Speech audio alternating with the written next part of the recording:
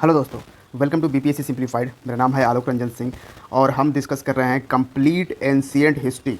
जी हाँ, वो भी किस बुक से? लूसेंट से। आपको पता होगा लूसेंट में बिल्कुल शॉर्ट नोट्स की तरह आपको कंटेंट्स मिलेंगे जो कि हमारे एग्जामिनेशन पॉइंट ऑफ व्यू से काफ़ी इंपॉर्टेंट होते हैं। 2 लेक्चर वीडियो ऑलरेडी हमने आपको प्रोवाइड कर दिया है, चैनल पर जाइए चेक कीजिए।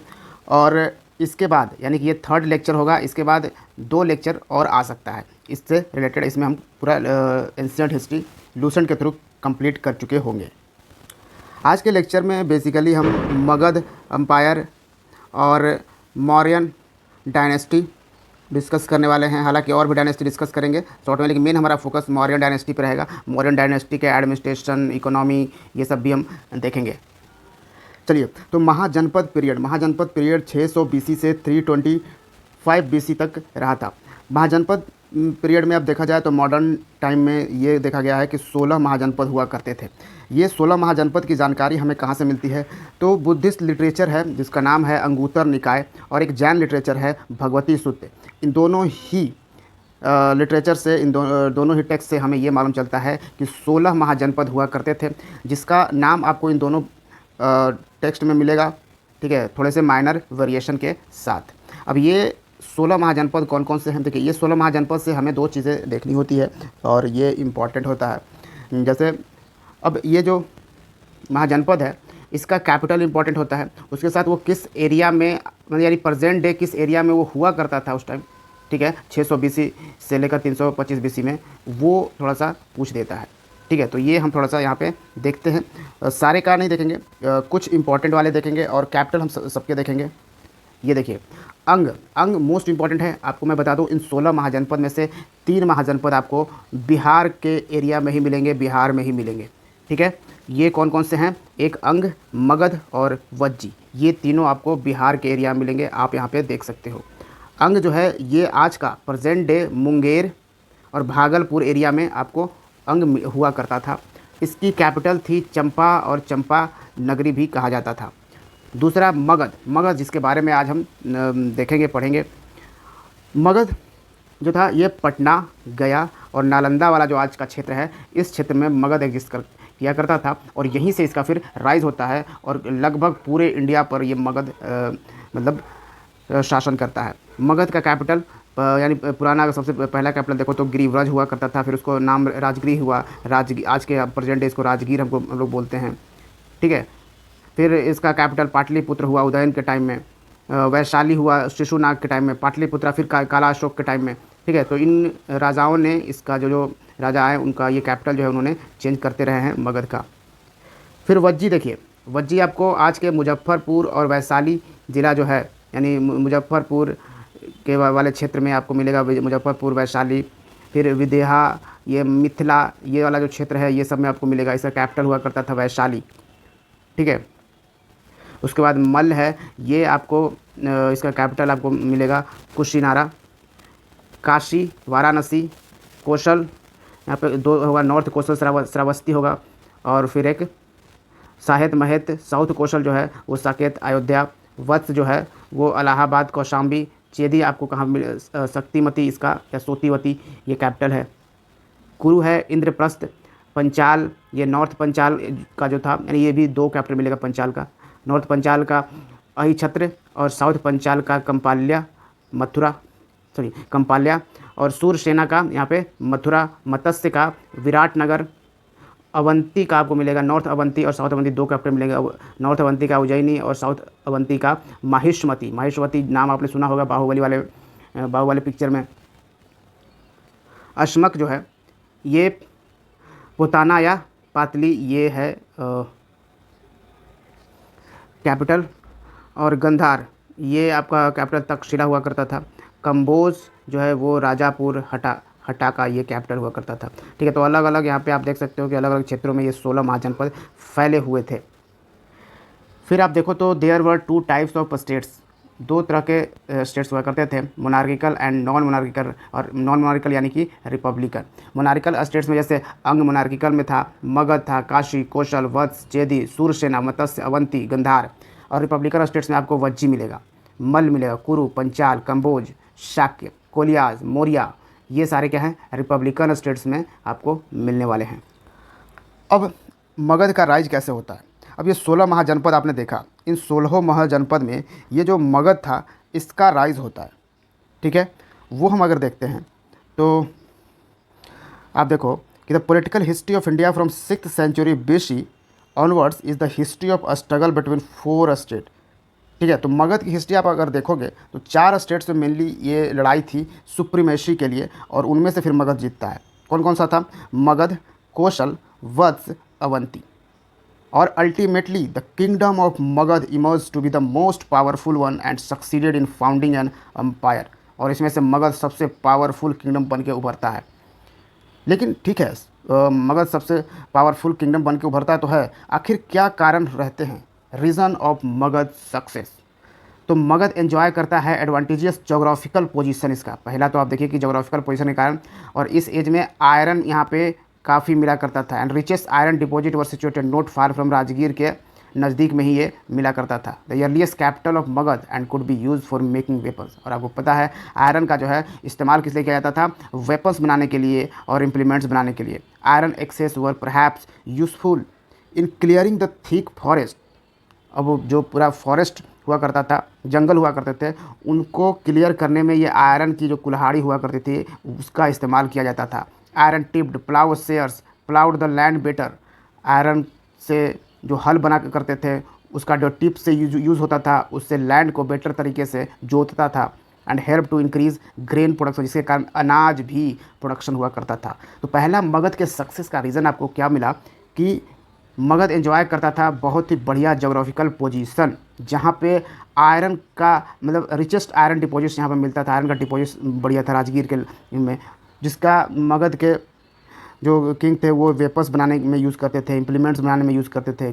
आयरन एक्सेस जो थे हुआ करते थे, जंगलों को साफ़ करने में यूज़ किया जाता था, ठीक है। खेती करने में यूज़ किया जाता था, खेती करने में और खेती करने से उसमें क्या यानी कि जो हल होते थे आयरन के क्योंकि बने हुए होते थे, तो उससे बढ़िया से जोत होती थी, अनाज का ज़्यादा प्रोडक्शन हुआ करता था। नेक्स्ट, अब दूसरा क्या रीज़न है? Magadha lay at the centre of middle Gangetic plain. Middle Gangetic plain हुआ करता था। Alluvial once cleared of the jungles proved image fertile and food surplus for thus available. अब इसी से रिलेटेड है। पहला जो रीज़न है कि यहाँ पे आयरन मिलता था जिसके कारण जोत पाते थे। अब ये भी है कि ये जो पूरा रीजन होता था, क्योंकि मिडिल गैंगेटिक में प्लेन में मगध आया करता था, ठीक है। मगध का आपने क्षेत्र देखा, पटना, गया, नालंदा, ये वाला क्षेत्र है, ठीक है। तो ये पूरा फर्टाइल हुआ करता था, पूरा फर्टाइल, आज भी फर्टाइल है, ठीक है। तो इसमें एलुवियम सॉइल मिलते थे जिसके कारण बहुत ज़्यादा ये इमेंस फर्टाइल हुआ करता था। फूड सरप्लस होते थे। फूड सरप्लस क्या होता था? यानी कि लोगों के खाने से ज़्यादा फूड यहाँ पे उपज हुआ करते थे। अब ऑब्वियस सी बात है, जब ज़्यादा उपज होंगे तो हम बेचेंगे, उसको ट्रेड करेंगे, उससे हमारे पास पैसे आएंगे, धन आएंगे, जो भी है, ठीक है। तो इस तरीके से यहाँ पे फूड सरप्लस से भी ये होता था। तो आप यहाँ पे देख रहे हो कि इकोनॉमिकली भी मगध बढ़िया, इकोनॉमिकली भी यहाँ पे अच्छा कर रहा है। मगध का जोग्राफिकल पोजीशन बढ़िया है। फिर है Magadha enjoyed a special advantage in military organisation में भी स्पेशल एडवांटेज है मगध का। कैसे? Although the Indian states were well acquainted with use of horses and chariot. अब जो भी इंडियन स्टेट्स थे उस टाइम, वो घोड़ों और रथों का इस्तेमाल तो करते थे, ठीक है, युद्ध वगैरह इस सब में। ये it was the Magadh which first use elephants on a large scale. घोड़े और चैरियट्स का यूज़ तो लोग करते थे, रथ का यूज़ करते थे, लेकिन हाथी का इस्तेमाल पहली बार मगध ने किया ऑन अ लार्ज स्केल, बड़े पैमाने पर। In its war against it's neighbour, अपने पड़ोसियों से युद्ध करना हुआ तो ये 3 मोस्ट इंपॉर्टेंट कारण थे जिसके कारण मगध सबसे ज़्यादा सक्सेसफुल और पावरफुल रहा इन 16 महाजनपद में। अब हम यहाँ पे मगध डायनेस्टी के देखते हैं। मगध डायनेस्टी का ये राजा या ये डायनेस्टी यानी सॉरी मगध एम्पायर का ये अगला डायनेस्टी जो है पहला, हर्यंक डायनेस्टी। अच्छा, मगध डायनेस्टी या कहे मगध एम्पायर का जो रूलर आया यानी वंशज जो आया, डायनेस्टी जो आया, उसका क्रोनोलॉजी याद करने के लिए एक ट्रिक आप इस्तेमाल कर सकते हैं। वैसे अपने हिसाब से आप कुछ भी बना सकते हैं, ठीक है। तो एक ट्रिक ये होगा आपका हसीन माशुका। ये ऐसा वर्ड है जिससे आप याद भी रख पाएंगे, यानी कि आपको याद भी हो जाएगा कि क्या वर्ड है। तो यह है हसीन माशुका। ये पूरा आपको बता देगा कि पूरे मगध एम्पायर में डायनेस्टी का क्रोनोलॉजी। एच क्या हो गया? H for Haryanka dynasty. H A से, ठीक है, एच ए आपका हो गया हरियंग डायनेस्टी, एस एच आई से आपका हो गया शिशुनाग डायनेस्टी, और एन से हो गया आपका नंद डायनेस्टी, और फिर एम ए से आपका क्या हो गया मौर्य डायनेस्टी, और एस एच यू आपको ये, हाँ एस एच यू से आपका सुंग डायनेस्टी, और के ए से आपका कौन सा हो गया कन्व डायनेस्टी। ठीक है, तो ये आपको ध्यान रखना है। एच ए से हरियंग डायनेस्टी, एस एच आई से शिशुनाग डायनेस्टी, और एन से नंद डायनेस्टी, एम ए से मौर्य डायनेस्टी, और एस एच यू से सुंग डायनेस्टी, और के ए से कर्म डायनेस्टी। तो मेजॉरिटी यही डायनेस्टी यहाँ पे मगध पे राज करी थी। चलिए, तो अगला हम हरियंग डायनेस्टी देखते हैं। 544 बीसी से 512 बीसी तक ये हरियंग डायनेस्टी रहा। बिम्बिसार को श्रोणिका भी कहा जाता था। तो हरियंग डायनेस्टी के फाउंडर बिम्बिसार था। Magadh came into prominence under the leadership of Bimbisara के अंडर ही प्रोमिनेंस में आया मगध। और बिम्बिसार कंटेम्परेरी थे गौतम बुद्ध के, ठीक है, उस वक्त गौतम बुद्ध भी थे। एंड बिम्बिसार ने शादी किया, बेसिकली इसने मैट्रिमोनियल अलायंस करी, किस लिए, ताकि जो क्षेत्र है वो इसका बढ़ सके, यानी कि मगध अम्पायर और बड़ा हो सके। तो इन्होंने कौशल की राजकुमारी कोसला देवी से शादी करी, ठीक है। और कोसला देवी जो कि महाकोसला, जो कि sister of Kosala king Prasenjit के सिस्टर थी। लिच्छवी की राजकुमारी चेलना से शादी करी, ठीक है। चेलना जो है वो बहन थी लिच्छवी, जो कि हेड ऑफ चेतक थे। एंड मद्र राजकुमारी से शादी करी। मद्र राजकुमारी जो थी वो मद्र किंग की बेटी थी, ठीक है, which helped him is expansionist policy. तो इस तरीके से इसने अपना मगध एम्पायर को और बढ़ाया मैट्रिमोनियल अलायंस के थ्रू। उसने काशी मिल गया as a dowry as his marriage with the sister of Kaushal की राजकुमारी से जब उन्होंने शादी करी बिम्बिसार ने, तो काशी दहेज के रूप में मिल गया। फिर उसने अंग को कॉन्कर्ड कर लिया, अंग को जीत लिया। ही सेंट अ रॉयल फिजिशियन, जीवक को भेजता है उज्जैन। जब अवंती किंग प्रद्योत को जॉन्डिस हो गया था, तो किसने भेजा था ये जीवक, ये भेजा था बिम्बिसार ने। ये काफ़ी इंपॉर्टेंट है, एग्जामिनेशन में हमेशा बीपीएससी में पूछ सकता रहता है ये वाला सवाल कि किसने भेजा था जीवक को उज्जैन। अवंती के राजा प्रद्योत जब जॉन्डिस से सफ़र कर रहे थे, तो ये जीवक जो एक फिजिशियन कह सकते हैं, डॉक्टर था, जिसको बिम्बिसार ने भेजा था। फिर बिम्बिसार को सेनिया कहा जाता था। And he was the first Indian king who had a regular and standing army. पहला इंडियन किंग था जिसका रेगुलर स्टैंडिंग आर्मी था। And he build the city, new Rajagriha जो है ये बनाने का क्रेडिट जो जाता है वो जाता है बिम्बिसार को।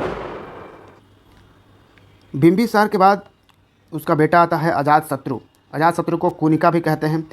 Bimbisara was succeed by son Ajatashatru. And Ajatashatru ने कहा जाता है कि अजातशत्रु ने अपने फादर को मार दिया था और सीज कर लिया था ये थ्रोन उसने, और इस तरीके से वो गद्दी प्राप्त करी थी अजातशत्रु ने।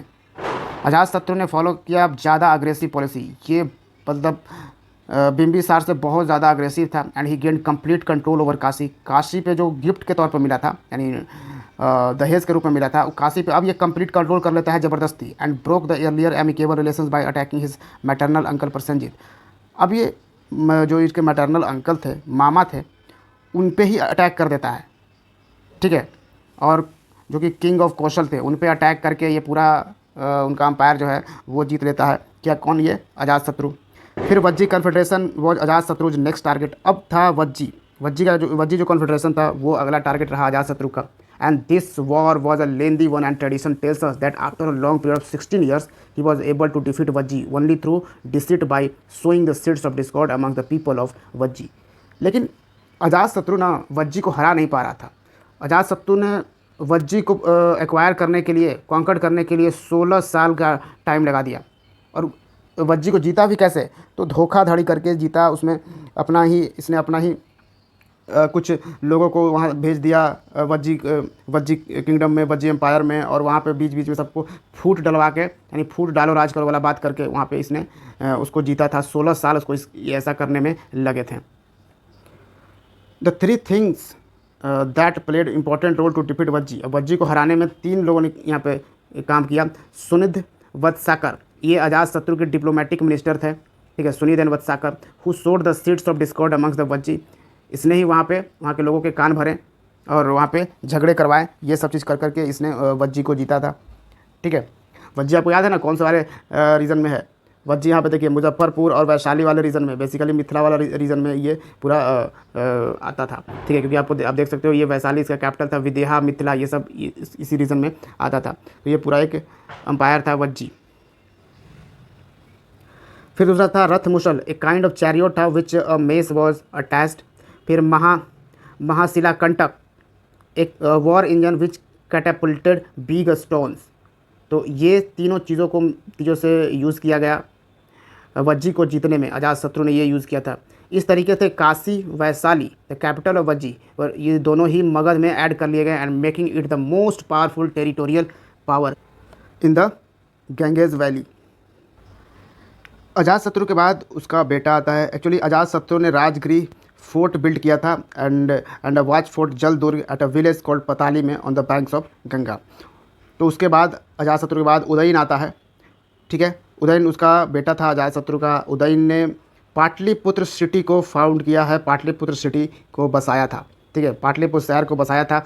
पाटलिपुत्र जो कि सोन नदी और गंगा नदी के संगम में था, और राजगृह से, जो मगध का कैपिटल राजगृह हुआ करता था, उस कैपिटल को पाटलिपुत्र शिफ्ट कर दिया। किसने?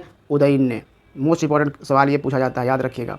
Udayan was succeeded by Aniruddha, Munda and Nagadasaka respectively, who all were weak and पैरिसाइड।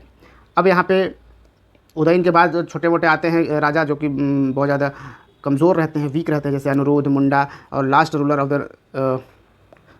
Of the Haryanka dynasty Nagadasaka होता है। अगला डायनेस्टी आता है शिशुनाग डायनेस्टी। शिशुनाग डायनेस्टी जिसमें नागदशक बहुत अनवर्दी रूलर थे। नागदशक जो था ये तो आपको पता है हरियंग डायनेस्टी का लास्ट रूलर था। So the people got disgusted and elected Shishunaga को इलेक्ट कर लिया as a king and the minister of the last king.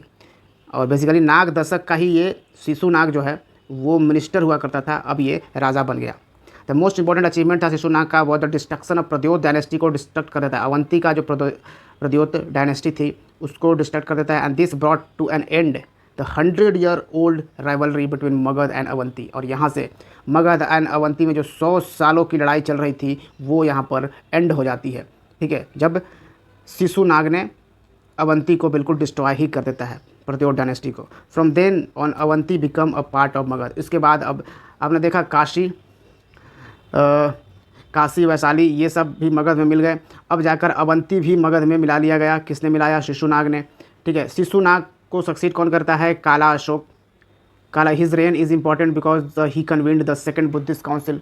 Second Buddhist council जो है वो काला अशोक के टाइम में ही होता है, तो इसलिए उसका रेन, उसकी शासनकाल भी इंपॉर्टेंट है शिशुनाग की इन वैशाली। एंड लास्ट लेक्चर में हमने डिस्कस किया था जिसमें कि हमने बुद्धिज़्म और जैनिज़्म के बारे में पढ़ा था, तो हमने ये सारे बुद्धिस्ट काउंसिल के बारे में भी डिस्कस किया था, जैन काउंसिल के बारे में भी डिस्कस किया था।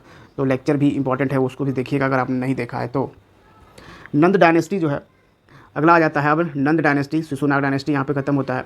नंद dynasty, Shishunaga dynasty overthrown by Mahapadmananda. Nanda dynasty के फाउंडर होते हैं महापद्मानंद, जिन्होंने शिशुनाग डायनेस्टी को बिल्कुल ही हटा देते हैं। Establish the new line of kings known as Nandas. तो महापद्मा को सर्व छत्रंतक भी कहा जाता है, यानी कि अपरूटर ऑफ ऑल क्षत्रियाज, सभी क्षत्रियाज को उखाड़ फेंकने वाला, ये पुरानाज में लिखा गया है।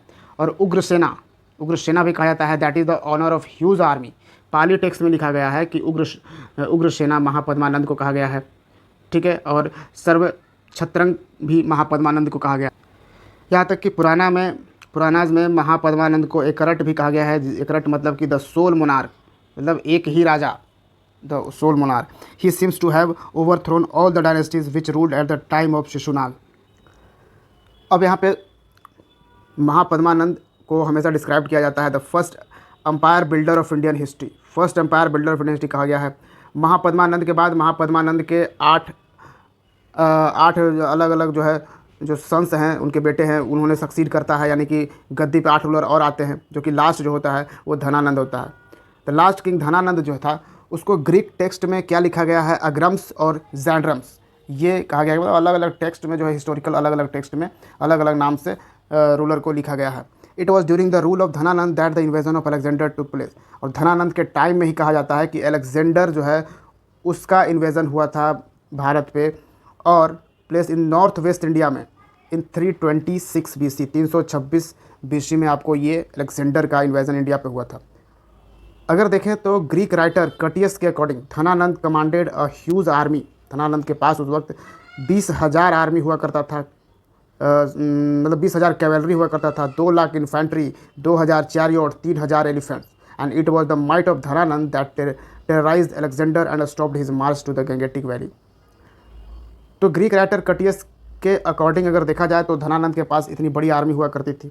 उसके बाद इन धनानंद का ही ये जो पावर था जिसके कारण अलेक्जेंडर जो है वो गंगेटिक वैली से ही पीछे लौट जाता है। ठीक है, यानी कि नॉर्थ वेस्ट में वहीं पे नॉर्थ वेस्ट इंडिया में वो आता है और वहीं से पूरे मगध को यह कब्ज़ा नहीं कर पाता है, वहीं से वो लौट जाता है। ये कहा जाता है कि धनानंद के कारण, क्योंकि धनानंद भी बहुत ज़्यादा क्रूर राजा था। ठीक है, नंद डायनेस्टी अब एंड हो जाता है 322 to 21 BC and was supplanted by another dynasty known as Mauryas with Chandragupta Maurya as the founder. अब नंद डायनेस्टी यानी धनानंद को ही मार के अगला जो डायनेस्टी शुरू होएगा वो मौर्य डायनेस्टी शुरू होगा और उसके फाउंडर थे चंद्रगुप्त मौर्य, जिसको हम आगे पढ़ेंगे। उसके पहले यानी कि मौर्यन डायनेस्टी पढ़ने के पहले हम कुछ फॉरेन इन्वेजन देखते हैं कि फॉरेन इन्वेजन कुछ हुए उस वक्त ये मगध पे। ठीक है, उसमें ईरानियन और पर्सियन इन्वेजन था, जो कि Darius invasion. Achaemenian rulers of Iran who expanded their empire at the same time as the Magadhan princes took advantage of political disunity on the northwest frontier of India. फिर Achaemenian ruler Darius I penetrated into northwest India in 518 BC and annexed Punjab को annex करता है west of the Indus and Sindh, and this area constituted to 20th province of Iran. The total number of provinces in the Iranian Empire being 28. This province was the most fertile area of the Iranian Empire. From this province, the empire received 360 talent gold as revenue. The Indo-Iranian contact lasted for about 200 years. तो Indo Iranian contact जो था वो 200 सालों तक रहता है। अब ये जो इरानियन पर्सियन इन्वेजन था, ये इसका इफ़ेक्ट क्या आता है, इस इफ़ेक्ट से, इस रिजल्ट से क्वेश्चन पूछा जाता है। इसको बहुत इंपॉर्टेंट है। It give an impetus to Indo Iranian trade and commerce को ये इम्पेटस देता है।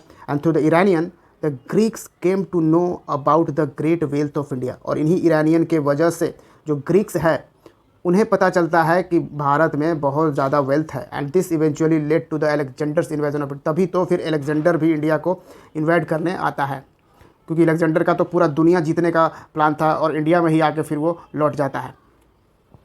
The Iranian scribes brought into India a form of writing which came to be known as the Kharosthi script. It was written from right to left like the Arabic. अब ये जो Iranian invasion हुआ, अब लोग यहाँ पे आकर रहने लगे, वो लोग इन्हें इन्वाइट किया, उसके बाद रहने लगे। उसके बाद आप देखो तो उसका इम्पैक्ट ये होता है कि खरोस्टी स्क्रिप्ट जो है वो इंडिया में चलने लगा। ठीक है, ये एक राइटिंग है, एक खरोस्टी स्क्रिप्ट, जिसमें कि राइट टू लेफ्ट यहाँ पे लिखा जाता है बिल्कुल अरेबिक की तरह। ठीक है, उसके बाद इरानियन इन्फ्लुएंस मौर्यन स्कल्पचर पे भी पड़ा। अब जो मौर्यन डायनेस्टी है उस पर भी इरानियन का इन्फ्लुएंस पड़ा। is clearly perceptible, especially in the bell-shaped capitals. Iranian influence may also be traced in the preamble of Ashoka's edicts. Ashoka के जो एडिक्ट्स हैं उसमें भी आपको ईरान के इन्फ्लुएंस आपको दिखेंगे, as well as the certain words use in them. कुछ वर्ड्स जो है वो इरानियन लैंग्वेज में यूज हुए हैं, तो वो सब भी आपको दिखेगा। तो ये इफेक्ट्स रहा इरानियन इन्वेजन का। फिर मैसेडोनियन इन्वेजन भी हुआ। मैसेडोनियन इन्वेजन यानी अलेक्जेंडर्स इन्वेजन। ठीक है, क्योंकि आपको पता ही होगा अलेक्जेंडर जो है मैसेडोनिया का किंग था। तो Alexander the great was a great king and general who conquered to the Persia empire. Persia और इरानियन एम्पायर को कंकर्ड कर लिया था अलेक्जेंडर ने। In the 4th century BC the Greeks and Iranian fought the supremacy of the world under the leadership of Alexander of Macedonia. The Greek finally destroyed Iranian empire. तो Alexander of Macedonia के कारण ही Greek जो है वो इसमें able हो जाता है ईरानियन एम्पायर को डिस्ट्रॉयड करने में। अलेक्जेंडर ने फादर ऑफ फिलिप को सक्सीड करता है to the throne of Macedonia and he was then only 20 years. 20 सालों के एज में ही अलेक्जेंडर गद्दी संभालता है। उसके फादर का नाम क्या था? Philip. From his very childhood he use to dream of world conquest, he quickly conquered many areas. तो अपने बचपन से ही अलेक्जेंडर ये सोचता था कि हम पूरी दुनिया को जीतेंगे। ठीक है, और उसने कई सारे एरियाज जीते भी। As a preliminary step to conquer India, the Kabul valley and the hilly area of north west frontier were conquered and he reached Uhind near Attock in 326 BC. तो अटॉक तक ये पहुंच चुका था। and the rulers of Taxila and Abhisara submitted but Porus refused to do so. Takshashila का जो राजा था या अभिसारा का राजा था वो तो बिल्कुल सबमिट कर चुका था खुद को, लेकिन पोरस यहाँ पे नहीं सबमिट कर रहा था, यानी पोरस इसका रेन, इसका शासन नहीं मान रहा था। Alexander then cross the Jhelum by a trick, एक ट्रिक के थ्रू यहाँ पे क्रॉस करता है। Porus was defeated in the battle, Porus को एक बैटल में हरा देता है and followed, but Alexander treated him very generously for his bravery. लेकिन अलेक्जेंडर हरा तो देता है पोरस को, लेकिन फिर भी अलेक्जेंडर उसको ऐसा नहीं है कि बिल्कुल बेइज्जती करने लगता है, बहुत ही इंसल्ट करता है या फिर मार देता है या कुछ भी नहीं, बहुत ही जनरसली उसको ट्रीट करता है। बैटल ऑफ वितस्ता, यही बैटल ऑफ वितस्ता था। वितस्ता जिसको मॉडर्न में हम लोग झेलम नदी बोलते हैं, ग्रीक में हेदेस्पस इसको कहा जाता है, ठीक है। तो बैटल ऑफ वितस्ता में ही अलेक्जेंडर पोरस को हराता है and this was how the Indians were defeated because of their disunity. अब इंडियन में यूनिटी थी नहीं, जिसके कारण इंडियंस हार जाते हैं, ठीक है। ये बेसिकली हम इंडिया के नॉर्थ वेस्ट पार्ट वाले एरिया की बात कर रहे हैं, जहाँ तक अलेक्जेंडर पहुँच चुका था। After brilliant victory of Sakala the Greek forces reach the Beas नदी तक पहुँचता है Greek forces and Alexander had to return from this place as his soldiers refuse to go any further. The battle of Jhelum and Sakala and open their eyes, they were afraid of great Magadhan empire across the Beas. तो जो battle उसका हुआ, the battle of Jhelum and Sakala, इसमें उसके आँख को खोल दिया। वो समझ गया कि जो ग्रेट मगधन एम्पायर है वहाँ पे जाना, उसको हराना बहुत ही कठिन काम है। After making some administrative arrangements for the conquered territory, Alexander marched back in September. अब कुछ एडमिनिस्ट्रेटिव अरेंजमेंट्स करने के बाद जिस टेरिटरी को उसने इंडिया के नॉर्थ वेस्ट में जो टेरिटरी जीत चुका था अलेक्जेंडर, वो वहाँ से फिर लौट जाता है, ठीक है। उनमें कुछ एडमिनिस्ट्रेटिव अरेंजमेंट्स करके वो बेबीलोन को चला जाता है एंड जहाँ पे उसकी मौत हो जाती है अलेक्जेंडर की, एट द एज ऑफ 33 साल के एज में उसकी मौत होती है 323 BC में। When Alexander died no one was able to keep newly won empire together. अब नया बहुत सारे अम्पायर को जीत के गया था अलेक्जेंडर, अब सबको साथ कोई भी रख नहीं, उसके बाद अलेक्जेंडर के बाद जो भी राजा आया, किंग आया, वो सभी अम्पायर को साथ में रख पाया नहीं। So after years of war among his generals it was split up into the smaller kingdom. और सभी छोटे छोटे राज्यों में फिर बट गया, पूरे युद्ध वगैरह हुए कई सालों तक। तो मैसेडोनिया बन गया, बेबीलोनिया एंड इजिप्ट, सब अलग अलग किंगडम्स बन चुके थे। अब जैसे इफ़ेक्ट्स हमने इसका देखा, मैसेडोनियन इन्वेजन यहाँ हमने देखा, इसके पहले हमने देखा ईरानियन इन्वेजन का इफ़ेक्ट्स, उसी तरीके से हम यहाँ पे आपको अब देखेंगे इफ़ेक्ट्स ऑफ अलेक्जेंडर इन्वेजन। अब इन्वेजन जब अलेक्जेंडर ने किया था इंडिया पे, तो उसका इफेक्ट अब क्या क्या हुआ। तो by opening up both the land and sea routes between India and Europe, it brought both of them closer to each other. अब यहाँ पे ओपन हो चुका था लैंड और सी रूट, इंडिया और यूरोप में रास्ता अब यहाँ पे खुल चुका था, इसलिए इंडिया और यूरोप जो है वो थोड़े अब क्लोज हो चुके थे। इनडायरेक्टली कहा जाए तो this invasion made possible the establishment of Indo Bactrian and Indo Parthian states which at a later stage considerably influence Indian architecture को भी इन्फ्लुएंस करता है। जैसे गंधारा स्कूल ऑफ स्कल्पचर क्या है, ये मैसेडोनियन से यह रिलेटेड है, astronomy, coinage etcetera. Invasion open the eyes of Indian politicians का भी आइज़ खुला जब अलेक्जेंडर ने यहाँ पे अटैक किया था। तो necessity of creating a unified, की एक यूनिफाइड एम्पायर हमें बनाना चाहिए, हमें बंटना नहीं चाहिए, ठीक है, हमें यूनाइट रहना चाहिए। यहाँ के पॉलिटिशियंस को भी ये मालूम चला। The date of the invasion of Alexander is the first reliable date in early Indian history and considerably helps us in solving chronology difficulties, ठीक है। तो date of invasion of Alexander है वही फर्स्ट रिलायबल डेट है in early Indian history and considerably help us in solving chronology difficulties. तो उसी date को जब ये इन्वेजन करता है वही डेट एक सॉल्विंग है, तो उसी डेट को लेकर लोग बाकी के किंगडम को भी यहाँ पे गया था। क्योंकि कई बार जो है कई सारे हिस्टोरिकल जो डेट्स हैं वो बस अनुमान के तौर पर चल रहे हैं, अनुमान लगाया गया है कि हाँ ये इस ईस्वी में होगा, तो इस तरीके से वो चल रहा है, ठीक है। उसके बाद हमने ये रिलीजियस मूवमेंट तो हमने डिस्कस किया है लास्ट लेक्चर में। आगे अब हम यहाँ पे मौर्यन एम्पायर डिस्कस करेंगे। तो अब आ जाते हैं हम मौर्यन पीरियड, जो कि 322 BC से 185 BC तक चला था।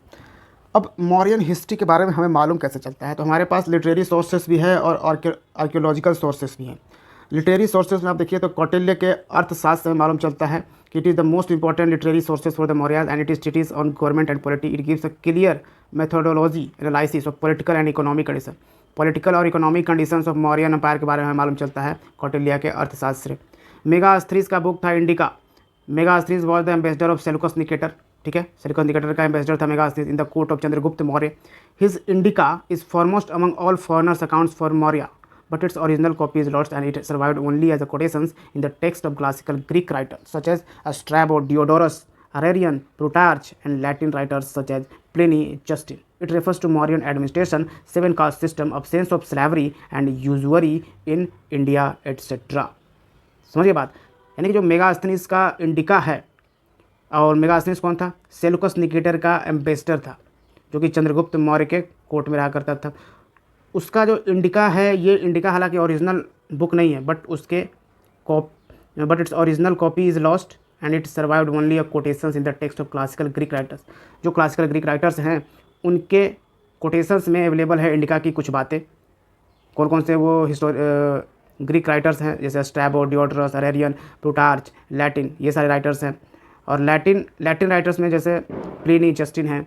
ये लोग रेफर करते हैं Mauryan administration, seven caste system, absence of slavery, कि यहाँ पे स्लेवरी नहीं थी। इंडिका में ये पता चलता है कि मगध एम्पायर में स्लेवरी नहीं हुआ करता था, यहाँ पे गुलामी नहीं कराया जाता था usually in India.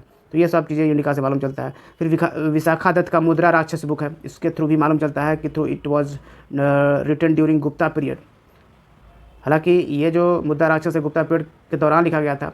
It describes how Chandragupta Maurya get Chanakya's assistance. अब इसी में मालूम चलता है कि चाणक्य के हेल्प से, ठीक है, चाणक्य के हेल्प से उन्होंने नंद डायनेस्टी को हरा देता है। नंद डायनेस्टी में लास्ट रूलर जो था धनानंद, उसको वहाँ से हटाने के बाद, उसको मारने के बाद यहाँ पे चंद्रगुप्त मौर्य एक नए डायनेस्टी का फाउंडेशन रखते हैं, और वो है मौर्य डायनेस्टी। पुरानाज में लिखा गया है, बुद्धिस्ट लिटरेचर में भी आपको मिल जाएगा। इन द बुद्धिस्ट टेक्स्ट जातक, पार्ट ऑफ खुदाई नायका, सुत पिटक, ये सब डिस्क्राइब करता है, ठीक है।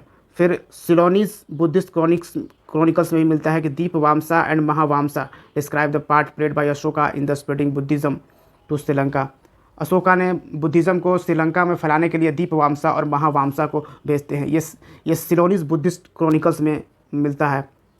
फिर है कि Tibetan Buddhist text Divyavadana gives information about Ashoka के बारे में बताता है and his efforts to spread Buddhism. फिर उसी तरीके से आर्कोलॉजिकल सोर्सेस अगर आप देखो तो अशोकन एडिक्ट्स एंड इंस्क्रिप्शंस के बारे में हमें मालूम चलता है कि there are rock edicts, pillar edicts and cave edicts भी यहाँ से हमें प्राप्त होता है। कौन कौन सा? Rock edicts, pillar edicts, cave addicts, located at several places Indian सब कॉन्टिनेंट में अलग अलग जगहों से ये सब एडिक्ट्स जो है वो प्राप्त हुआ है।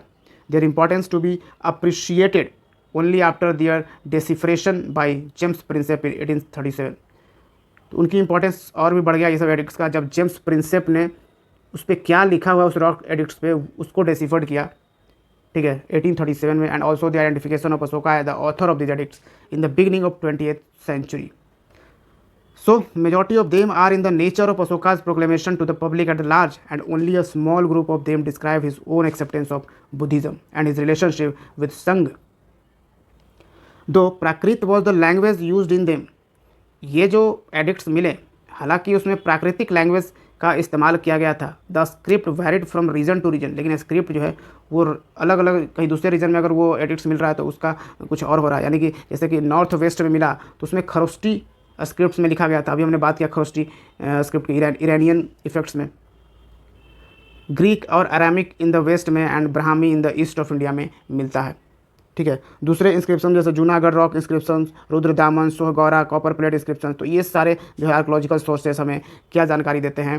तो हमें जानकारी देते हैं मौर्यन अम्पायर के बारे में। ये जो सारे लिटरेरी सोर्सेस हैं, अर्थशास्त्र, मेगासिस, इंडिका, विशाखा दत्त, मुद्रा राक्षस, बुद्धिस्ट लिटरेचर से हमें मालूम चलता है। फिर तो ये सारे लिटरेरी सोर्सेस और ये आर्कोलॉजिकल सोर्सेस से हमें मालूम चलता है about the history of Mauryan period, ठीक है।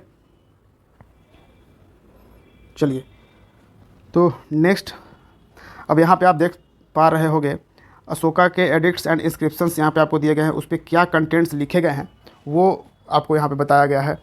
तो रॉक एडिक्ट्स में 14 मेजर रॉक एडिक्ट्स अब तक मिले हैं हमें, ठीक है। कितने? 14 मेजर रॉक एडिक्ट्स प्राप्त किए हैं।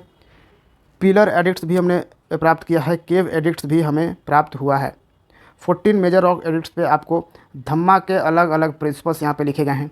2 कलिंग रॉक एडिक्ट्स मिला है जिसपे न्यू सिस्टम ऑफ एडमिनिस्ट्रेशन लिखा गया है कलिंग वॉर के बाद का। माइनर रॉक एडिक्ट्स भी मिला है जहाँ पे personal history of Ashoka and summary of his dhamma भी लिखा गया है। भाबरू बैरत रॉक एडिक्ट्स में अशोका जो है वो बुद्धिज़्म में कन्वर्ट होते हैं उसके बारे में बताया गया है। अब पिलर एडिक्ट्स में 7 पिलर एडिक्ट्स हैं, 4 माइनर पिलर एडिक्ट्स है, ठीक है, 2 तराई पिलर एडिक्ट्स है। तो 7 पिलर एडिक्ट्स जो था उसमें अपेंडिक्स टू रॉक एडिक्ट्स है and sign of Ashoka fanaticism to dhamma भी यहाँ पे 4 माइनर पे लिखा गया है and Terai pillar edicts. Cave edicts भी हमें प्राप्त हुआ है मौर्य एम्पायर से, 3 जो है वो बराबर केव एडिक्ट्स पे मिला है, बराबर, जिसपे अशोकाज का टॉलरेशन यहाँ पे दिखाया गया है। अब ये जो 14 मेजर रॉक एडिक्ट्स है वो यहाँ पे आपको दे दिया गया कौन कौन सा रॉक एडिक्ट्स है। ये 14 मेजर रॉक एडिक्ट्स जो है उस पर क्या क्या अलग अलग रॉक एडिक्ट्स पे लिखा गया है वो यहाँ पूरा कंटेंट्स आपको दिया गया है।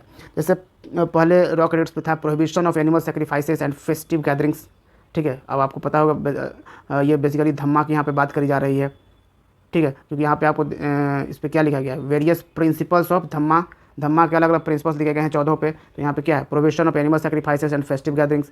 दूसरा में है measures of social welfare, respect to Brahmanas, courtesy to relatives, elders, consideration for animals. Fifth में है appointment of dhamma mahamatras and their duties, need for efficient organisation of administration, need for tolerance among all the religious sects, system of Dhamma yatras, attack on meaningless ceremonies and rituals, conquest through Dhamma instead of war, explanation of Dhamma policy, appeal for tolerance among all the religious sects, Kaling war mentioned 5 category of Hellenic kings, inspiration to a spent religious life। तो ये सारे 14 major rock addicts पे contents लिखे गए हैं। अब यहाँ पे हम बात करेंगे कि आखिर मौर्य का ओरिजिन हुआ कैसे, मौर्याज का ओरिजिन हुआ कैसे। तो पुरानाज में आप अगर देखो तो पुरानाज बताता है कि मौर्य शूद्र हुआ करते थे और राक्षस और विशाखापत्तनम, मुद्रा राक्षस बुक का नाम है, विशाखादत्त का मुद्रा राक्षस जो है वो मौर्य के लिए जो टर्म यूज़ करता है वो है वृषण और कुलहीन, यानी कि लो क्लैन से बिलोंग करता था मौर्याज, ठीक है। फिर क्लासिकल राइटर्स जैसे कि जस्टिन ये डिस्क्राइब करते हैं कि Chandragupta only as a man of humble origin. Chandragupta कौन थे, मैन ऑफ हम्बल ओरिजिन थे, ये डिस्क्राइब करते हैं जस्टिन। वहीं आप Junagadh rock inscription of Rudra दामन में देखोगे तो उसने सम इनडायरेक्ट एविडेंस दिया है suggesting that the Mauryas might have been of Vaishya origin. मतलब मौर्य के ओरिजिन का अलग अलग हिस्टोरिकल पर्सपेक्टिव है, एग्जैक्टली किसी को नहीं मालूम है, हर हिस्टोरियंस जो इसको जो है अपने तरीके से बता रहा है। अब यहाँ पे यही कहा जा रहा है कि Junagadh rock inscriptions of Rudra दामन के थ्रू अगर उसमें देखा गया, उसको डेसिफर्ड किया गया तो उससे मालूम चला कि मौर्य जो था कहीं ना कहीं वैश्य ओरिजिन से था। जो आपको बताया था हमने सोसाइटी 4 वर्णों में डिवाइड थी, उसमें वैश्य भी था, तो वैश्य ओरिजिन से बिलोंग करता था मौर्य, ये कहा गया। कहीं पे शूद्र कहा गया, कुलहीन कहा गया, ये सब चीज़ें है थी। फिर Buddhist work on other hand try to link the Maurya dynasty with the Shakya Kshatriya clan से बिलोंग करता था, ये बुद्धिस्ट वर्क यहाँ पे बताता है। To which Buddha belonged, according to them the region from which the Mauryas came was full of peacocks. अब क्या इन लोगों के अनुसार अगर देखा जाए, बुद्धिस्ट वर्क के अनुसार देखा जाए तो उन्हें मौर्याज इसलिए कहा जाता था क्योंकि वो ऐसे क्षेत्र से, ऐसे एरियाज से आते थे जहाँ पे मोर यानी पीकॉक बहुत ज़्यादा रहा करता था, इसलिए उन्हें मौर्याज कहते थे, Mauryas. And it is obvious from this that the Buddhist were trying to elevate the social position of Ashoka and his predecessors, ठीक है। तो ये मौर्याज के ओरिजिन की कहानी है। उसके बाद आप देखो तो हाँ, ये सब हमने आपने देखा था इसका क्या कंटेंट था और ये कहाँ कहाँ पे पाया गया है वो सब आपको यहाँ पे दिया गया है कि ये सारे रॉक एडिक्ट्स इंडियन सब कॉन्टिनेंट के डिफरेंट प्लेसेस पे पाए गए हैं, इसको डिस्कवर्ड किए गए हैं, ठीक है, एक्सकवेट किए गए हैं। तो ये चीज़ आपको समझना है।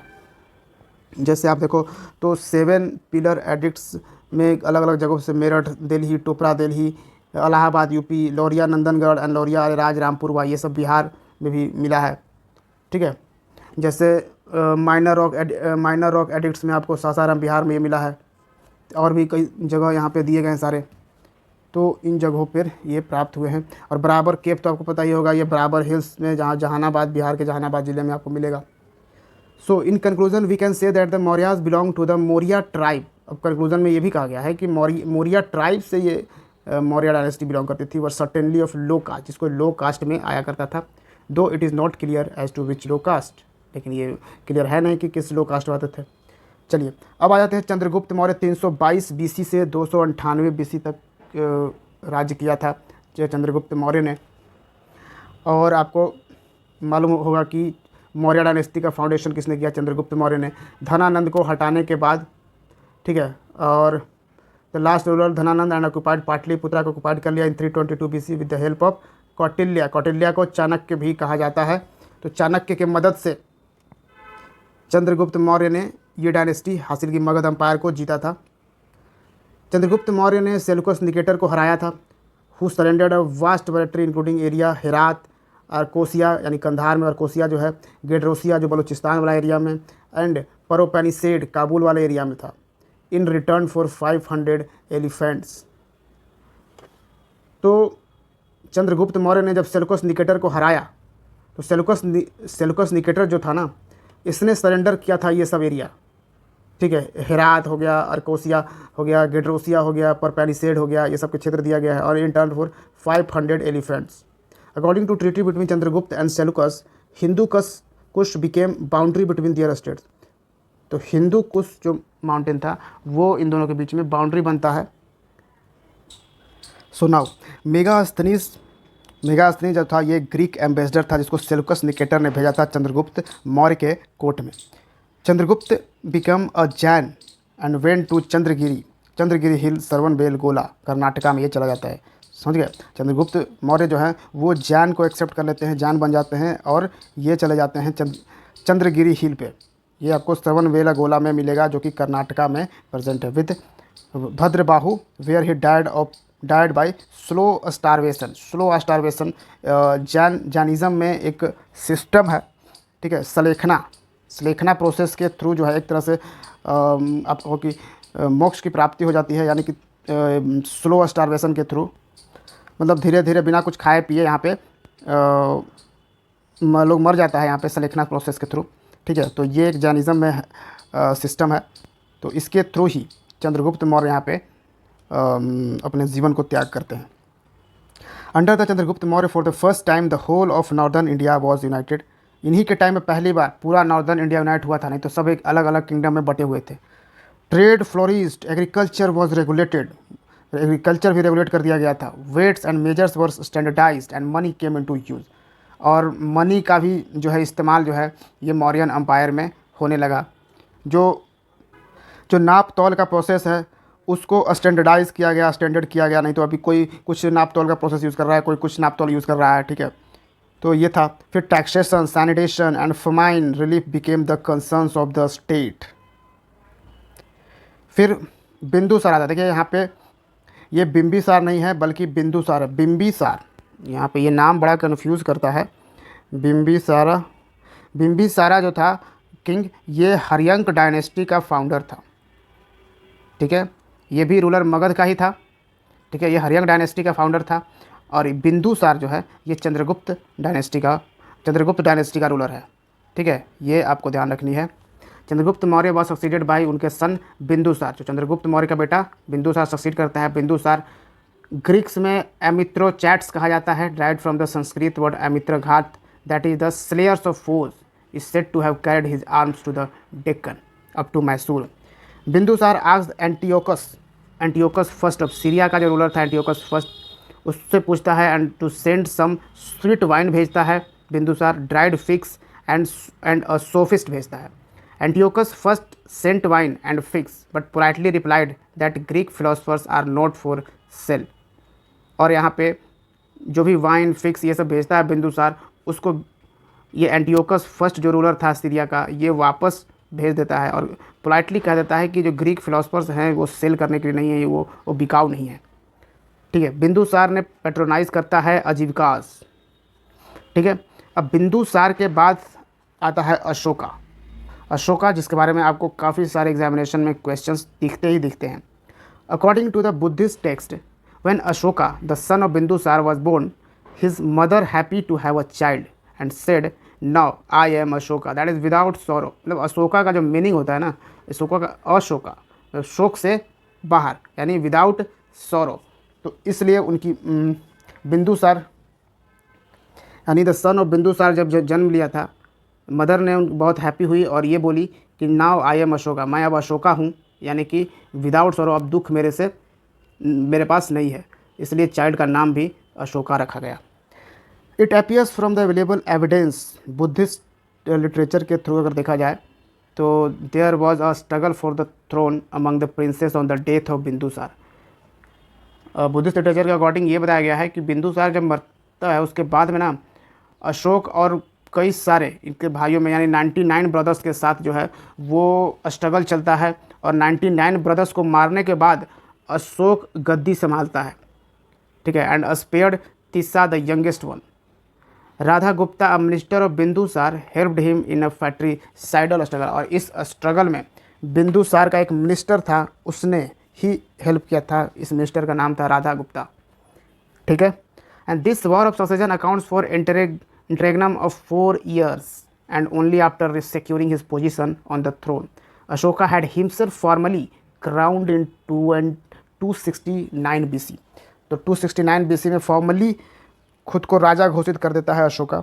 And under Ashoka the Mauryan empire reached its climax. और इसी अशोका के राज्य में मौर्यन एम्पायर अपने पीक पे था, अपने क्लाइमैक्स पे था। For the first time the whole of the subcontinent leaving out the extreme south was under imperial control.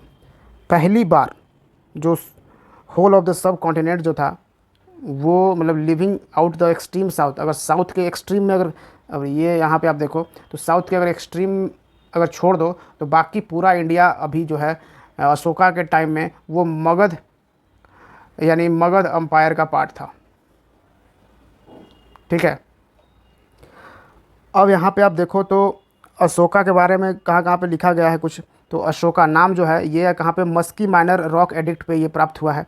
देव नाम प्रिय अशोकाज राजाज, ये लिखा हुआ कहाँ पे, गुर्जरा माइनर रॉक एडिक्ट पे। राजा अशोका लिखा गया है नितूर माइनर रॉक एडिक्ट पे। एंड राजा अशोका देव नाम प्रिय उदय गोलू माइनर रॉक एडिक्ट पे। पियादसी राजा मगध, ये भाबरू बैरात माइनर रॉक एडिक्ट पे। पियादसी राजा बराबर केव इंस्क्रिप्शन में प्राप्त हुआ है। Piyadasi Kandahar major rock edict and Deva Vamsa में। अशोक मौर्य ये कहाँ पे मिला है, रुद्रदामस के जूनागढ़ रॉक एडिक्ट में प्राप्त हुआ है। अशोक वर्धान नाम जो है ये पुरानाज में देखने को मिलता है। तो अशोका के ये डिफरेंट नाम जो हैं वो अलग अलग रॉक एडिक्ट पे हमें प्राप्त हुए हैं। अशोका ने कलिंग वॉर लड़ा था 261 BC 261 BC, 9th years of his coronation के 9वें साल। And king was moved by the massacre in this war and therefore abandoned the policy of physical occupation in favor of policy of cultural conquest. In other words, Bheri ghosha was replaced by Dhamma ghosha. Kalinga war जो था वो अशोका के इतिहास में सबसे ज़्यादा खतरनाक ये वॉर था। पूरा खून हुआ एकदम से, पूरा मसाकर अशोका ने किया था, बहुत ज़्यादा यहाँ पे मार काट हुई थी कलिंग वॉर में, ठीक है। लेकिन इसके बाद ही, इसी कलिंग वॉर के बाद जो है अशोका का हृदय परिवर्तन होता है। अब जो वर्ड्स भेरी घोषा यूज़ किया जाता था उसकी भेरी घोषा को रिप्लेस कर दिया गया धम्म घोषा में। Ashoka was not an extreme pacifist, he did not pursue the policy of peace for sake of peace under all conditions, thus he retained Kalinga after his conquest and incorporated it into his empire. Kalinga को अपने empire में शामिल कर लिया। Ashoka sent missionaries to the kingdoms of the Cholas and Pandyas and 5 states ruled by Greek kings. इन सब भी अशोका ने अपने मिशनरीज भेजे, ठीक है। उसके बाद अशोक का धम्मा नीति, धम्म पॉलिसी जो आता है, Ashoka's dhamma can not be regarded as a sectarian faith हम इसको नहीं कह सकते। Its broad objective was to preserve the social order को, मेनली इसका अशोका धम्मा का था ये सोशल ऑर्डर को हमें बचाना है, प्रिटेंड करना है, प्रिजर्व करना है actually. It order that people should obey their parents. अब इस धम्मा, अशोक का धम्मा के अकॉर्डिंग पीपल को अपने पेरेंट्स का बात मानना चाहिए, ओबे करना चाहिए। एंड पे रिस्पेक्ट टू, ब्राह्मण को रिस्पेक्ट देना चाहिए। Buddhist monks and show mercy to slaves and servants. जो गुलाम हैं नौकर हैं, उन लोगों के प्रति आपको दया दिखानी चाहिए। ये सब धम्मा में, धम्म नीति अशोक की धम्म पॉलिसी में लिखी गई थी, ठीक है। तो यही कलिंग वॉर होता है जिसके बाद अशोक का पूरा हृदय परिवर्तन होता है और धम्म पॉलिसी अशोक अपनाता है। तो धम्मा कोई रिलीजन नहीं था, ठीक है, ये आप समझ सकते हो। धम्मा का बेसिकली ऑब्जेक्टिव था कि सोशल ऑर्डर को हमें प्रिजर्व करना है। He held that if people behaved well they would attain स्वर्ग। वो ये कहा करते थे, इसमें ये कहा गया धम्म में कि अगर लोग अच्छे से बिहेव करते हैं तो वो स्वर्ग प्राप्त करेंगे, स्वर्ग को। He did never say that, लेकिन कभी भी उसने नहीं कहा कि वुड अटेन निर्वाण, निर्वाण अटेंड करेंगे, मोक्ष की प्राप्ति होगी, ये नहीं कहा। हाँ, स्वर्ग की प्राप्ति होगी ये कहा। Which was the goal of Buddhist teaching, जो कि निर्वाण जो था, निर्वाण प्राप्त करने का, ये बुद्धिस्ट टीचिंग का गोल था कि निर्वाण प्राप्त करना होता था। ठीक है, तो ये हो गया आपका मौर्यन अम्पायर। मौर्यन अम्पायर के बाद हम अगर देखें थोड़ा सा लेटर मौर्यास।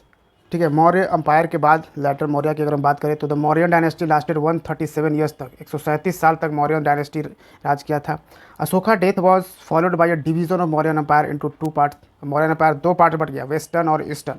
तो वेस्टर्न पार्ट जो है उसको कुणाल रूल करता था, अशोक का बेटा था कुणाल, उसको वो ईस्टर्न पार्ट को रूल करता था। एंड सॉरी, वेस्टर्न पार्ट को, और ईस्टर्न पार्ट को रूल करता था, came to be ruled by Dasharatha. ठीक, तो लास्ट मौर्यन रूलर कौन था? बृहद्रथ। ये याद रखिएगा, बहुत इंपॉर्टेंट है। लास्ट मौर्यन रूलर बृहद्रथ था, वॉज असैसिनेटेड। मतलब कि जैसे अब जो मौर्यन अम्पायर जो था, ये लेटर मौर्यन अम्पायर, हम किसके बारे में पढ़ रहे हैं? बेसिकली मौर्य अम्पायर जो है अब वीक रूलर आने लगा, और जो मौर्यन अम्पायर है अब वो डिक्लाइन की ओर जा रहा था। उसमें हम लेटर मौर्याज में पढ़ रहे हैं। तो यहाँ पे बृहद्रथ को असैसिनेट करता है 185 बीसी में by his commander in chief. तो मौर्य डायनेस्टी मतलब बृहद्रथ के ही जो कमांडर था, commander in chief Pushyamitra Shunga, इसने ही बृहद्रथ को मारकर नया डायनेस्टी शुरू कर देता है, और वो था शुंग डायनेस्टी। ठीक है, तो पूरे डायनेस्टी का क्रोनोलॉजी तो हमने शुरू में ही आपको बता दिया है, और वो आपको ध्यान रखना है। अच्छा, क्या डिक्लाइन का क्या कारण था मौर्य डायनेस्टी का? तो अलग अलग हिस्टोरियंस अपने अलग अलग विचार देते हैं कि डिक्लाइन कैसे हुआ मौर्य डायनेस्टी का। तो रोमिला थापर, ये हिस्टोरियन है, इनके अकॉर्डिंग था हाईली सेंट्रलाइज एडमिनिस्ट्रेशन। जो एडमिनिस्ट्रेशन था ना, वो बहुत ज़्यादा सेंट्रलाइज था, यानी सारा पावर राजा के पास था। ये पावर बटा हुआ नहीं था कि यहाँ पे राजा ने किसी और को बैठा दिया है या किसी दूसरे को बैठा दिया है, वो वहाँ से चला रहा है, राजा यहाँ से इसको कंट्रोल कर रहा है, ऐसा नहीं था। बल्कि पूरा का पूरा प्रोविंसेस का कंट्रोल ही एकदम सेंट्रल था, सेंट्रलाइज था ज़्यादा से ज़्यादा। ठीक है, तो ये रोमिला थापर कहते हैं कि इसी के कारण ये डिक्लाइन हुआ। फिर आपका H.C. राय चौधरी का कहना है कि पैसिफिक पॉलिसी ऑफ अशोका का जो पैसिफिक पॉलिसी शुरू हो चुका था, उसके कारण ही डिक्लाइन हुआ। ब्राह्मणिकल रिएक्शन के कारण हुआ, ये H.P. शास्त्री का कहना है। And partition of Mauryan empire, weak later Mauryas ruler, later Maurya जो रूलर थे वो सारे वीक होने लगे। प्रेशर ऑन मौर्यन इकोनॉमी पे प्रेशर आने लगी, ये डी कौशाम्बी ने कहा। Neglect of north west frontier, अब जो नॉर्थ वेस्ट फ्रंटियर था उसको मगध अम्पायर ने निगलेक्ट करना शुरू कर दिया। इन सब चीज़ों के कारण ही मगध अम्पायर जो है वो डिक्लाइन हो गया, यानी सॉरी मगध अम्पायर नहीं, मौर्यन अम्पायर बेसिकली डिक्लाइन को चला गया। और मौर्यन अम्पायर के बाद आपको पता ही है फिर शिशुनाग डायनेस्टी यहाँ पे शुरू हो जाता है। तो यहाँ पे आप देखो तो मौर्यन किंग चंद्रगुप्त मौर्य और बिंदुसार के अलग अलग टेक्स्ट में अलग अलग नाम से यहाँ पे जाने जाते थे, ये यहाँ पे दिया गया है। और उसके एम्बेसडर के को यहाँ पे बताया गया, चंद्रगुप्त के मौर्य के एम्बेसडर जो आया था मेगास्थनीस का, ठीक है, सेलुकस निकेटर। फिर यहाँ पे बिंदुसार में देखिए डिमैकस एंटीओकस फर्स्ट सीरिया का था, ये आया था। फिर डायनोसियस जो कि फिलाडेल्फिस टोलमी सेकंड का ये एम्बेसडर था, जो कि बिंदुसार के कोर्ट में आया था। तो ये आप समझ सकते हैं। अब आ जाता है मौर्यन एडमिनिस्ट्रेशन, इम्पॉर्टेंट है। मौर्यन एडमिनिस्ट्रेशन कैसे काम करता था, ये देखिए। द किंग, राजा of the Mauryan government was centralise bureaucracy था, of which nucleus was the king. According to Kautilya Chanakya के according there are 7 elements of a state. State के 7 एलिमेंट्स होते थे, जिसको हम सप्त थ्योरी कहते हैं। यानी एक था राजा, पूरे राज्य का मतलब 7 एलिमेंट था। एक राजा हुआ करता था द किंग, अमात्य हुआ करता था सेक्रेटरी, जनपद हुआ करता था टेरिटरी, दुर्ग हुआ करता था फोर्ट, कोष हुआ करता था ट्रेजर, सेना हुआ करता था आर्मी, एंड मित्र हुआ करता था फ्रेंड। तो ये 7 यानी सप्त थ्योरी के अकॉर्डिंग यहाँ पे एडमिनिस्ट्रेशन, सेंट्रल एडमिनिस्ट्रेशन चलता था। And the king was regarded as the soul among all the 7 elements of the state. Mantri Parishad देखा जाए तो king was assisted by the Mantri Parishad whose members include the yuvraj यानी the crown prince, the purohit, the senapati. ये तीनों मंत्री परिषद में शामिल थे। इम्पॉर्टेंट ऑफिशियल्स में अगर आप देखो तो इम्पॉर्टेंट ऑफिशियल्स में काफ़ी सारे नाम्स आपको यहाँ पे दिखेंगे, जैसे सन्निधाता जिसको चीफ ट्रेजरी ऑफिसर कहते हैं, Samaharta the collector general of revenue, Vyavaharika chief justice of Dharmasthiya, Pradeshta ये chief justice of Kantaka Shodhana न्यायालय या फिर क्रिमिनल कोर्ट का यहाँ पे आप कह सकते हो, अनव्यवहारिका जो है वो सिविल कोर्ट आप कह सकते हो। धम्म महामात्र एक पोस्ट था जो कि अशोका ने क्रिएट किया था to empower the dual functions of propagating dhamma and taking care of common folk of their material wellbeing. फिर Rashtrapala Kumara, the viceroy in charge of province, Pradeshika, they were the modern district magistrate हुआ करते थे। राजुका क्या हुआ करता था? मौर्य, ये क्वेश्चन भी पूछा गया, राजुका मौर्यन अम्पायर में राजुका क्या था? तो देवर द लैटर डे पटवारीज हुआ करते थे, पटवारीज जो कि रिस्पॉन्सिबल, इनकी रिस्पॉन्सिबिलिटी क्या थी? जैसे पटवारी आज के थे ना, उसी तरीके से ये पटवारी हुआ करते थे। ये बेसिकली लैंड सर्वे और असेसिंग का काम करते थे। राजुका, युक्ता, ये सब ऑर्डिनेट रेवेन्यू ऑफिसर हुआ करते थे डिस्ट्रिक्ट लेवल पे। Sthanika, the collecting officer directly under the control of Pradeshika. Gopa, responsible for accounts. Nagaraka, the officer in charge of the city administration. Akshapatala, accountant general. Sitadhyaksha, supervised agriculture. And Panyadhyaksha, superintendent of commerce. Samsthadhyaksha and superintendent of market. Pautavadhyaksha, superintendent of weights and measures. And Navadhyaksha, superintendent of ships. Sulkadhyaksha, collector of tolls. Akaradhyaksha, superintendent of mines. Lohadhyaksha, superintendent of iron हुआ करता था। तो ये सारे Mauryan empire में important officials हुआ करते थे। प्रोविंशियल एडमिनिस्ट्रेशन अगर देखें प्रोविंस के तौर पर, ठीक है, उस सेंट्रलाइज तौर पर ये हमने जो ऑफिशियल्स हमने देखें। अब प्रोविंशियल एडमिनिस्ट्रेशन अगर आप देखें तो Uttarapath that is the northern province का कैपिटल तक्षशिला था। Avanti Rashtra that is the western province का कैपिटल उज्जैन था। Prachi the eastern and central province का capital Pataliputra. Kalinga that is the eastern province का तोशाली। और Dakshinapatha that is the southern province का सुवर्णनगरी, ये सब था कैपिटल। अगर देखा जाए Junagadh rock edict of Rudradaman के अनुसार Saurashtra was governed by the Pushyagupta, the west at the time of Chandragupta Maurya and by the Yavana king Tushapa at the time of Ashoka. Administrative unit की अगर हम बात करें तो चक्रा प्रोविंस को क्या कहा जाता था मौर्यन एम्पायर में? चक्रा कहा जाता था और इसका हेड हुआ करता था राष्ट्रपाल कुमारा। अहर या विस्या, ये डिस्ट्रिक्ट लेवल की बात हम कर रहे हैं। अहर या विस्या कहा जाता था जिसका हेड हुआ करता था प्रादेशिका जो कि एडमिनिस्ट्रेटिव में और राजुका लैंड रेवेन्यू में, ठीक है। तो अहर और विस्या का हेड हुआ करता था। संग्रहाना ये 10 गाँव का ग्रुप था जिसको हेड करता था गोपा। ये किसी का नाम नहीं है गोपा, ठीक है, ये बेसिकली एक पोस्ट है। गांव के हेड हुआ करता था ग्रामिका, ठीक है। चलिए यहाँ पे आपसे एक सवाल पूछा जाएगा कि बताइए ईयरली ऋग्वेदिक एज और लेटर ऋग्वेदिक एज के दौरान ग्रामीण का यानी गांव का हेड को क्या कहा जाता था? ये आप कमेंट सेक्शन में बताइए। ये हमने पहले के लेक्चर में डिस्कस किया है, ठीक है। अब आ जाइए म्यूनिसिपल एडमिनिस्ट्रेशन मौर्यन पीरियड का क्या था। तो Kautilya devotes a full chapter to the rules of Nagaraka that is the city superintendent. His chief duty was maintenance of the law and order.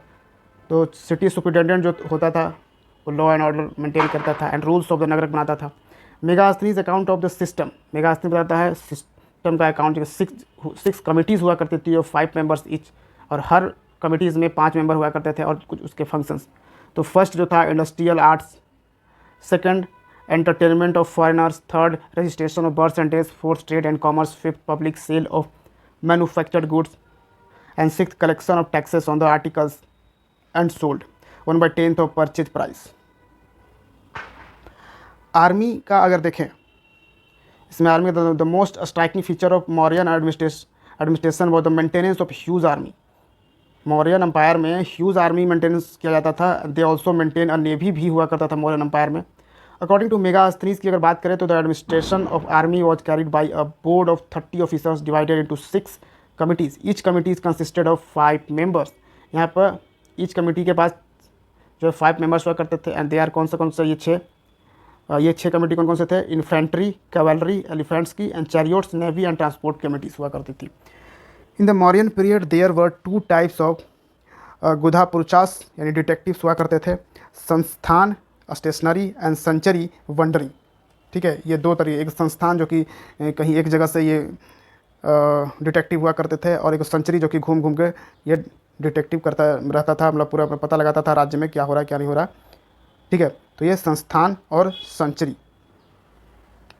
Economy की बात किया जाए तो इकोनॉमी क्या था, the state controlled almost all economic activity, तो पूरा economic activity जो है वो कंट्रोल होता राजा करता था।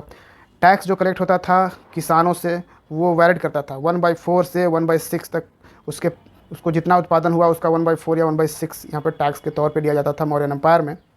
State also provided irrigation facilities भी प्रोवाइड किया जाता था, इरीगेशन, और उसके बदले में वाटर टैक्स भी चार्ज किया जाता था।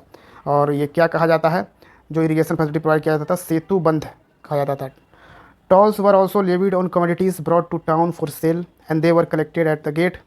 The state enjoyed monopoly in mining, तो यहाँ पे माइनिंग की मोनोपोली थी, forest, salt, sale of liquor, manufacture of arms etcetera, ये सब में बहुत ज़्यादा मतलब बहुत बड़े पैमाने पे ये सब का उत्पादन हुआ करता था इस मौर्यन एम्पायर में। फिर देखिए सोहगौरा, सोहगौरा आपको गोरखपुर डिस्ट्रिक्ट, यूपी के गोरखपुर डिस्ट्रिक्ट में मिलेगा। यहाँ पे copper plate inscriptions and Mahasthana, ये बगोरा डिस्ट्रिक्ट को बांग्लादेश मिलेगा। यहाँ पे inscription deal with the relief measures to be adopted during famine के टाइम में किया गया था सोहगौरा और महास्थाना में।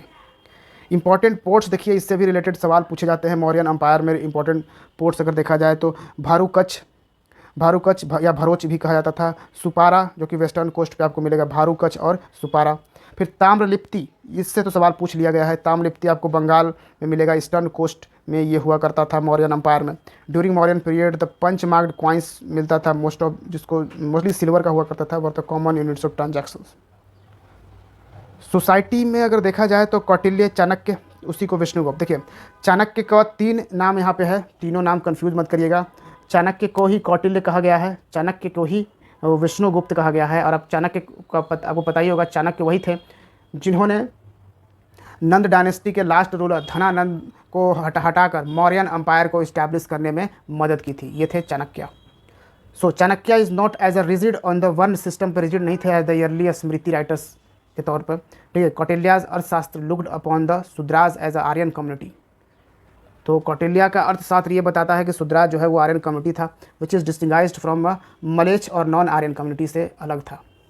Reduction of gap between the Vaishyas, most of home were now concentrating on trade through others continued civilization, तो Vaishyas and Shudras, Vaishyas and the Shudras, quite a few of whom were now agriculturists and other being artisans, ठीक है। तो ये reduction of gap यहाँ पे वैश्य और शूद्र में गैप यहाँ पे रिडक्स किया गया है सोसाइटी में। मेगास्थनीज स्टेट, मेगास्थनीज ये कहता है कि Indian society was divided into 7 classes में इंडियन सोसाइटी डिवाइडेड थी। Indian society philosopher, farmer, soldiers, herdsman, artisans, magistrate, counsellors में डिवाइडेड थी।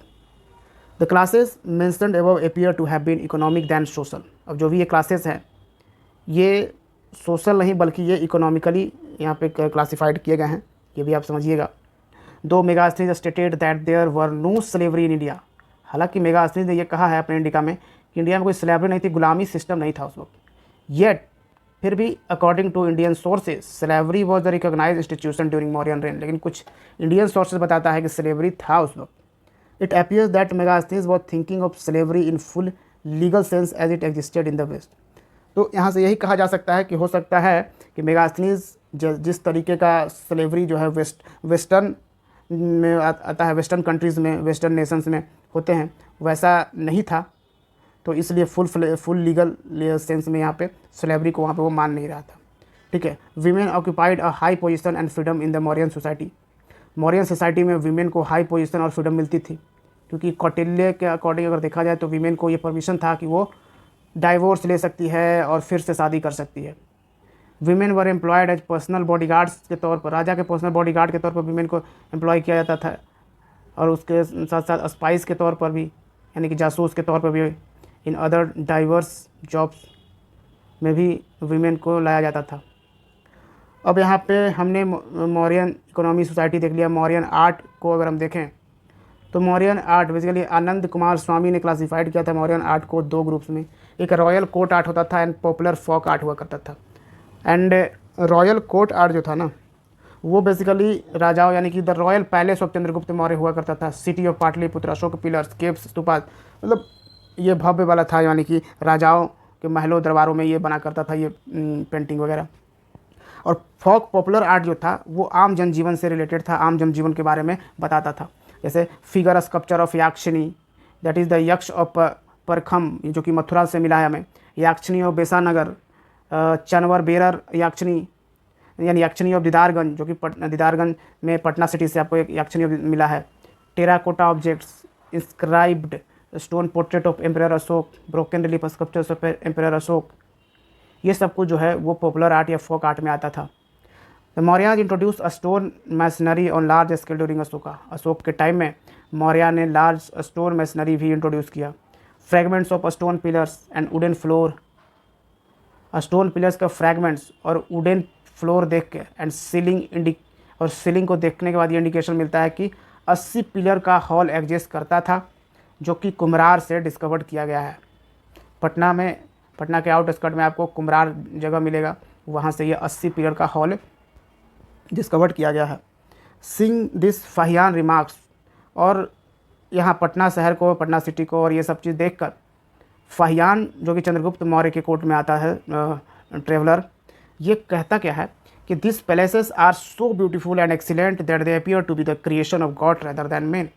वो कहता है कि ये इतना खूबसूरत पैलेसेस हैं, इतना खूबसूरत महल हैं यहाँ बने हुए कि इसको ऐसा लगता है मानो इसको किसी इंसान ने नहीं बल्कि भगवान ने बनाया है।